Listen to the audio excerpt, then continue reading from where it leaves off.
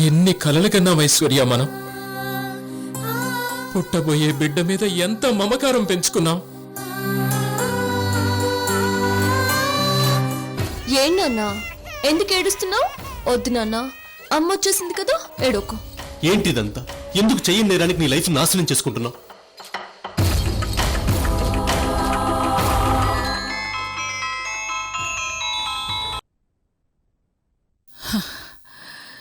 జరగాల్సిందేదో జరిగింది. నువ్వే గెలిచావు.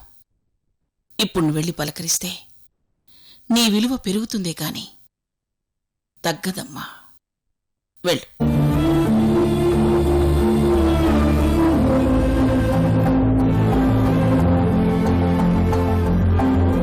ఒకవేళ అలేఖ్య వెళ్ళినా ఐశ్వర్య పలకరించకపోతే అప్పుడు తప్పు ఐశ్వర్యదే అవుతుంది. చూడమ్మా, నా వల్లే ఇలా జరిగిందనే భావం నీకు భవిష్యత్తులో కలగకుండా ఉండాలంటే ఒకసారి వెళ్ళి పలకరించినమ్మా. వెళ్ళు.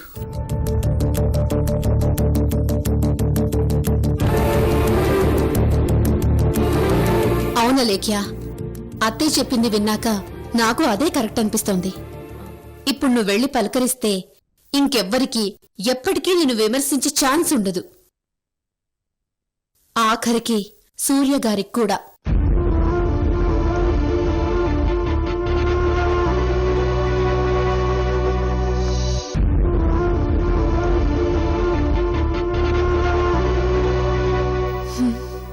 సరే అత్తయ్య, పెద్దవారు అనుభవంతో చెప్తున్నారు కాబట్టి మీ మాటకు విలువిచ్చి వెళ్తాను. చూద్దాం ఏం జరుగుతుందో. ఏం జరగడం ఏంటి? అద్భుతం, అద్భుతం జరుగుతుంది. నువ్వు పదం, నేను చెప్తాను.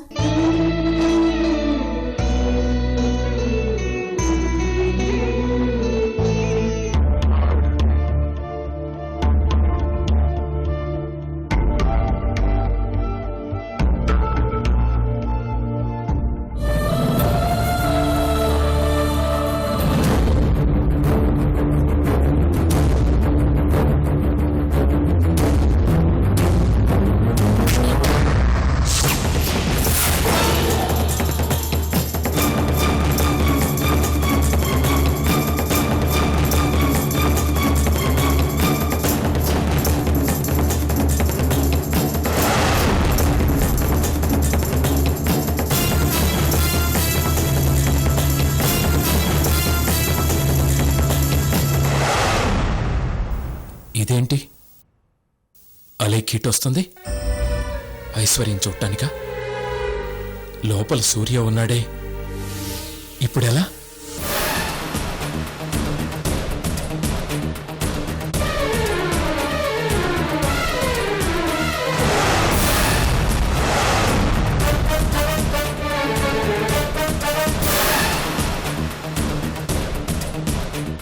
అయినా ఇప్పుడు అలేఖ్యకి ఐశ్వర్య అంటే గిట్టదు కదా. అయినా ఇక్కడికయ్యి ఉండదు. దేవుడా, సూర్యుని బయటికి రాకుండా చెయ్యి.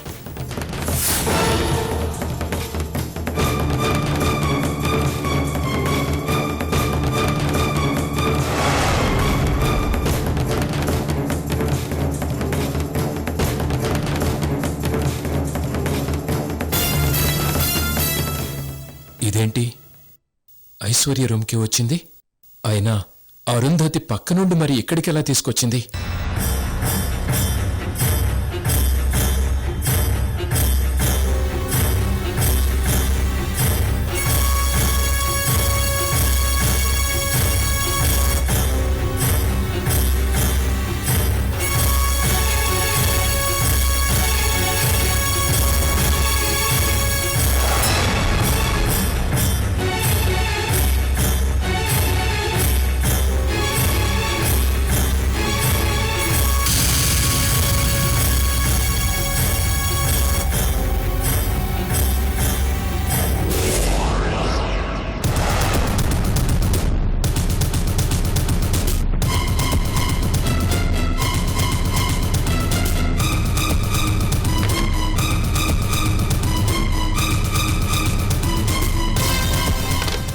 ఒక్క నిమిషం.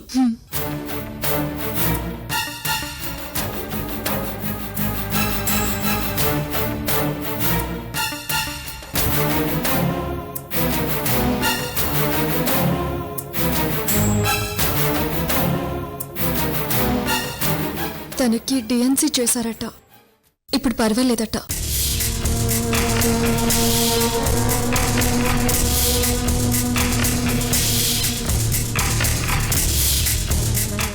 ఎక్స్క్యూజ్ మీ, ఆవిడ ఒకసారి చూడొచ్చా? ఒక్క నిమిషం.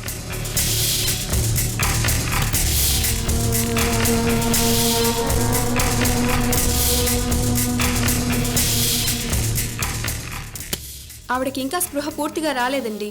జస్ట్ చూసి వెళ్ళిపోండి.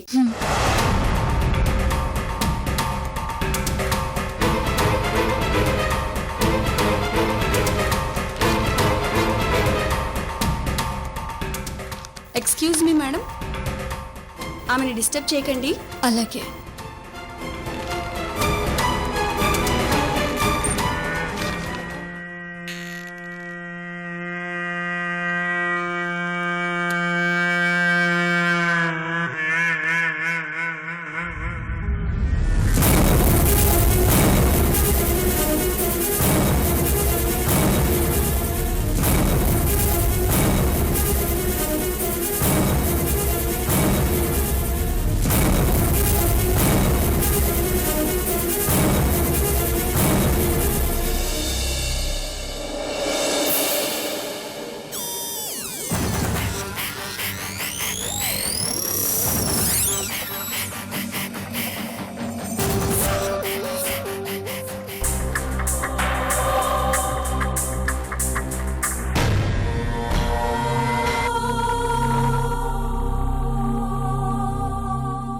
ఏంటిది?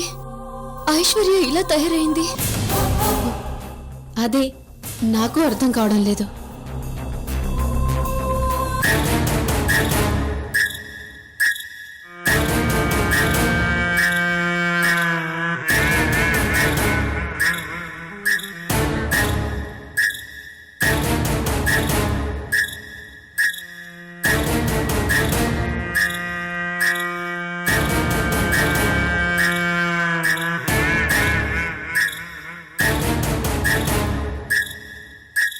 అనవసరంగా ఇలాంటి గొడవల్లో ఇన్వాల్వ్ అయ్యి చేతిలో తన కడుపు పోగొట్టుకుంది.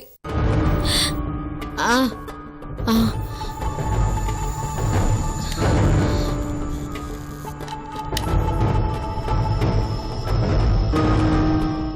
మేడం, డాక్టర్ గారు రౌండ్స్కి వచ్చే టైం అయింది. ప్లీజ్ మీరు వెళ్ళండి. అలాగే. అక్క, ఇక్కడుండి చేసేదేముంది? తనెలాగూ స్పృహలో లేదు కదా, పదక్క వెళదాం.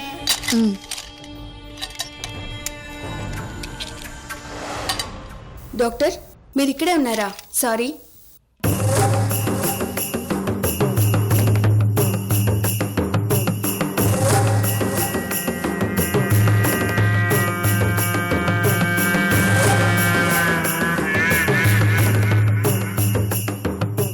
రా అక్క.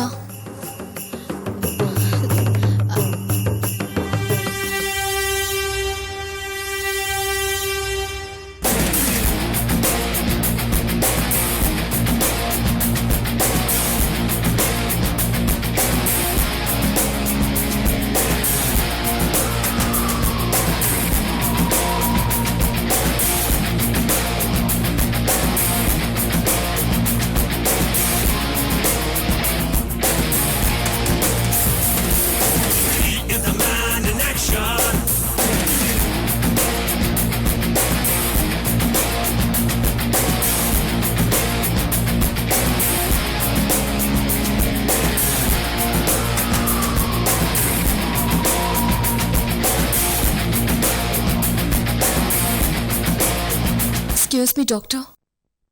ఎస్. ఇప్పుడు ఆవిడ పరిస్థితి ఏంటి? Normal. She will be all right. Thank you.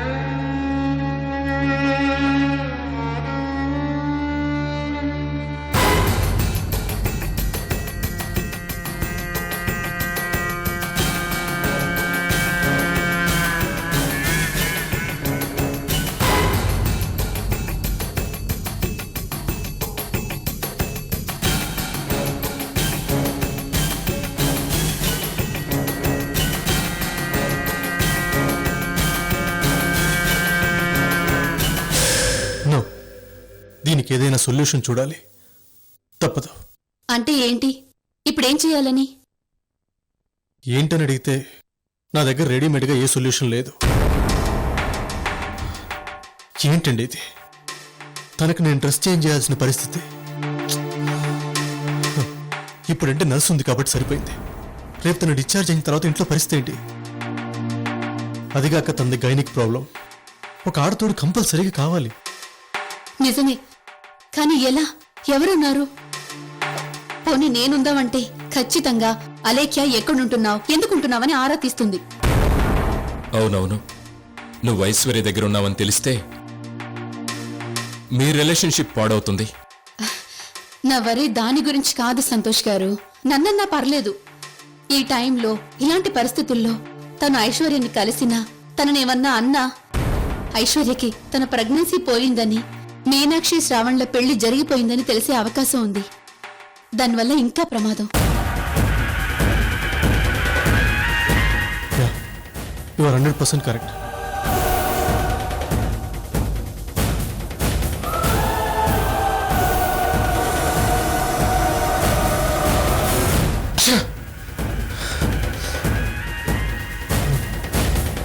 ఏంటి? ఏమైంది? నేనెందుకు బ్రతికున్నానో నాకే అర్థం కావట్లేదు సూర్య. భర్త స్థానంలో ఉన్నానే కాని బాధ్యతగా చూసుకోగలుగుతున్నానా? నా భార్యగా ఆమెకి నేనేమివ్వగలుగుతున్నాను? సుఖ సంతోషాల, కష్ట సుఖాల్లో పాలు పంచుకోవటమా, మనశ్శాంత?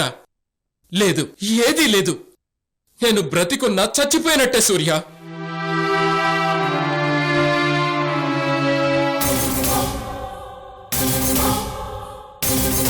నాకు బ్రతుక్కి చావుకి తేడా లేకుండా పోయింది సూర్య, తేడా లేకుండా పోయింది. సంతోష్ గారు, ఏంటిది? Please control your self.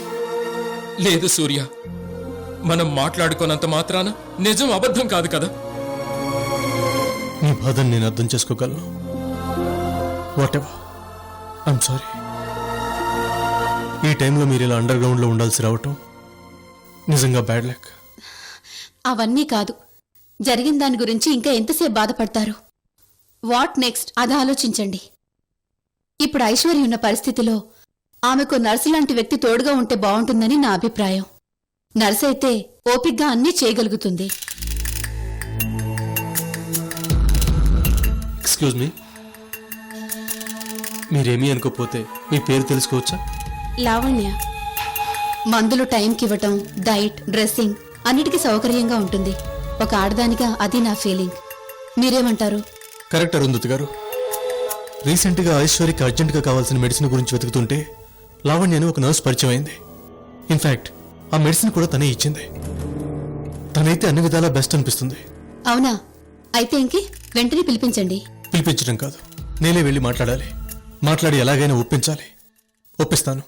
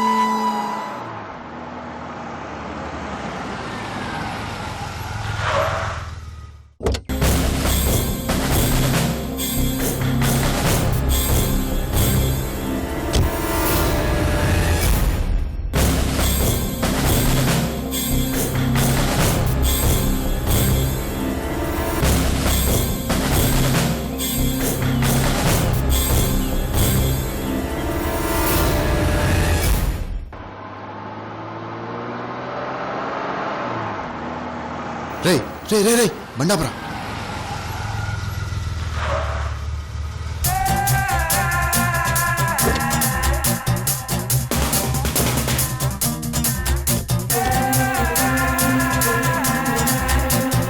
రే, అది మన సూర్య గారే కదా? అవునరా.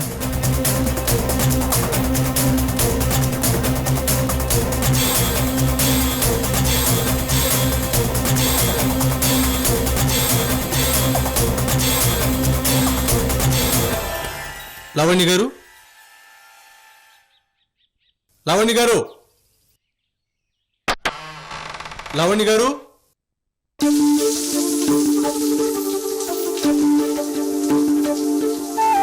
లావణ్య గారు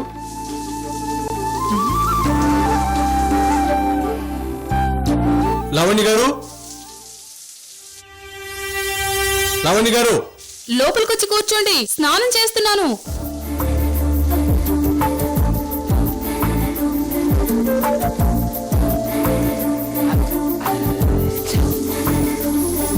ఆ ఇంట్లోకి వెళ్తున్నాడు ఏంటి? ఇదేదో డౌట్ గా ఉంది. వెంటనే మేడంకి ఫోన్ చేసి చెప్పాలి. మీరు చెప్పింది కరెక్టే సుధాకర్ గారు. అన్నీ నేనే పర్సనల్ గా చెక్ చేయాలంటే కుదరదు.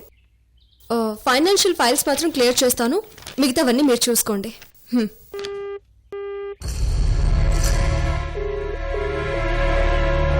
Yeah sure. వర్కర్స్ కి ఎటువంటి ఇబ్బంది రాకూడదు. నేను లేనని తోకాడిస్తే మాత్రం జాగ్రత్త. ఇంకేమైనా ఉంటే మళ్ళీ ఫోన్ చేయండి. ఓకే.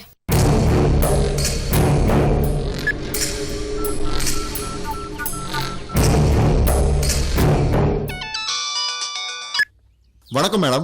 వణకం, చెప్పండి. సూర్య గారు ఇక్కడ అవంతి నగర్లో ఉన్న ఓ ఇంట్లోకి టెన్షన్ గా వెళ్లారు మేడం. అలాగా?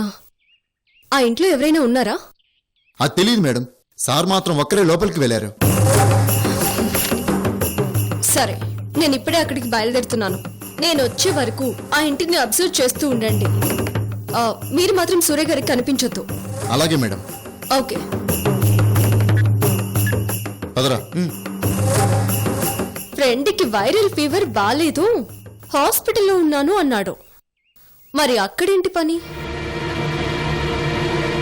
అదేంటో నేను తెలుస్తాను.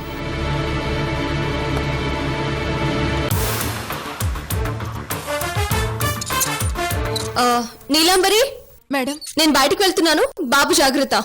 అలాగే మేడం.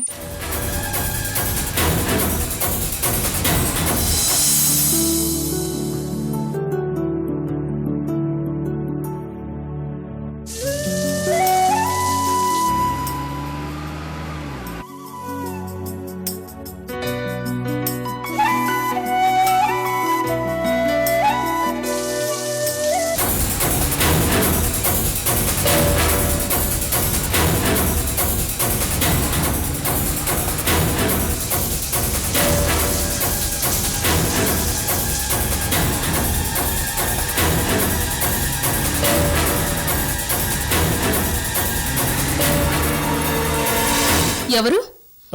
హలో అండి. ఓ మీరా? ఒక్క నిమిషం. ఆ,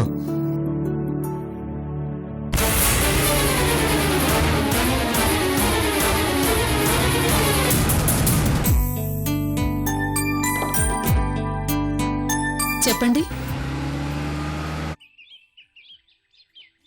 ఏంటండి మీరనేది? సారీ, నా వల్ల కాదు. లావణ్య గారు ప్లీజ్ దయచేసి పరిస్థితి అర్థం చేసుకోండి. చూడండి, నాకు ఉద్యోగం ఉంది, బాదర బందీలు బాధ్యతలు ఏమీ లేవు, నెలకి 15,000 సంపాదన ఉంది. అంతకన్నా ఏం కావాలి? మేము 25,000 ఇమ్మన్నా ఇస్తామండి. అంటే అంటే ఏంటి మీ ఉద్దేశం? మీరు డబ్బాసి చూపుగానే ఒప్పుకొని ఉద్యోగం వదులుకొని వచ్చేస్తాననుకుంటున్నారా? అయ్యో, మీరు నన్ను అపార్థం చేసుకుంటున్నారు. నా ఉద్దేశం, నా అర్జెన్సీ ఎటువంటిదన్నది మీకు అర్థమయ్యేలా చెప్పడమే. ఐశ్వర్య మా ఫ్యామిలీ ఫ్రెండ్. తను ప్రెగ్నెంట్ గా ఉన్నప్పుడు తన భర్త చెయ్యని నేరానికి ఓ క్రిమినల్ కేసులో ఇరుక్కొని జైలుకి వెళ్లాల్సి వచ్చింది. ఐశ్వర్య తన తమ్ముడు పెళ్లి జరిపించాలని ప్రయత్నిస్తుండగా ప్రమాదంలో కడుపోయింది.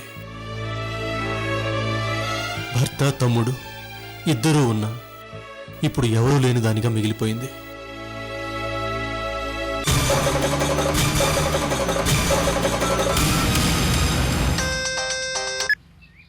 మేడం, మీరు అక్కడే ఉన్నారా?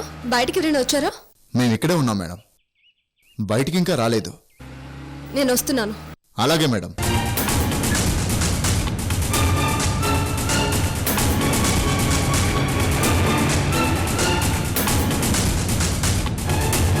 మరో పెద్ద సమస్య ఏంటంటే ఐశ్వర్య ఇప్పుడు ఫిజికల్గా మెంటల్గా చాలా సెన్సిటివ్గా ఉందట. తమ్ముడు పెళ్లి తప్పిపోయిన విషయం కానీ తన కడుపు పోయిన విషయం కానీ తనకు తెలిస్తే ఎక్సెంట్రిక్గా మారిపోయే అవకాశం ఉందని డాక్టర్స్ చెప్తున్నారు. ఇవన్నీ నాకెందుకు చెప్తున్నారు మీరు? మొన్న నర్సింగ్ హోంలో నేనెవరో మీకు తెలియకపోయినా అడగ్గానే మెడిసిన్ ఇవ్వటమే కాకుండా మీరు చెప్పిన జాగ్రత్తలు మా డాక్టర్స్తో సహా మా అందరికీ మీ మీద నమ్మకాన్ని పెంచాయి. అందుకే తెలిసిన వాళ్ళు డబ్బులకు పనిచేసేవాళ్ళు ఎంతమంది ఉన్నా మీరే కావాలని మిమ్మల్ని వెతుకుంటూ వచ్చాను.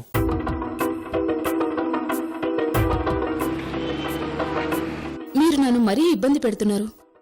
ఆలోచించండి లావణ్య గారు, ఓ ఆడదాని సమస్యల్ని సాటి ఆడదానిగా మీకన్నా బాగా ఎవరు అర్థం చేసుకోగలరు? అండ్ ఐ ప్రామిస్ యూ, అక్కడ మీ అవసరం తీరగానే ఇంతకన్నా పెద్ద జీతంతో ఓ మంచి హాస్పిటల్లో మిమ్మల్ని జాయిన్ చేసే పూచీ నాది. సరేనా?